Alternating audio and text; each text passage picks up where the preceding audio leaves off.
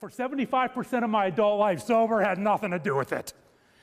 It was all about partying and nothing about sober, and a lot about addiction. Here it is. Let me give you my resume of dysfunction.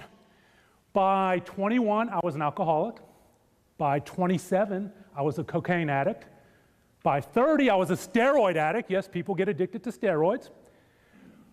By 45, I had become suicidal, only to be rescued literally at the last second. By 46, 2 trips, not one, but 2 trips to a psychiatric facility. Let's not forget 3 failed marriages. One more, I get a free set of steak knives.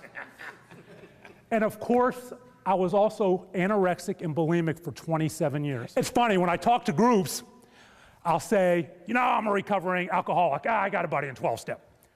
I'm a recovering drug addict. Yeah, I got a buddy in rehab, whatever. I'm a recovering steroid addict. Legalize them, who cares? I'm a recovering bulimic. Silence. All the guys kind of take a step backwards. I'm like, guys, it's not contagious. It's an uncomfortable topic for men to even listen to. That's the shame.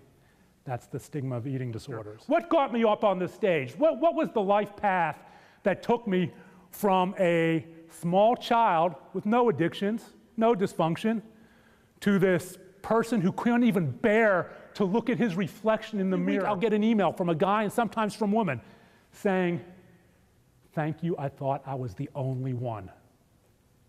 And that tells me that I'm making some progress. I made it through pit law by the skin of my teeth, because I would rather run, I would rather get drunk, I would engage in my eating disorder behavior. I still had no idea what that was, you know, what I was going through. Then go to class and study. I studied when I had to, I didn't care, and when I went to get my diploma, they went, no, you can really have it. But I made it through. 7, I was well on my way to being a cocaine addict. Because when I did drugs, for that 1 second, I looked in that mirror after going, and looked in that mirror, and I'm like, yeah, okay, that's the guy. You are the man, you are ready, you're gonna take on the town. But as any addict knows, when that wears off, shame, depression, there's that fat little boy. He said, well, we have a problem.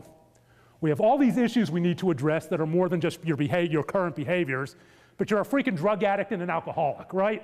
We got to get these behaviors under control so you can go back and address these other things.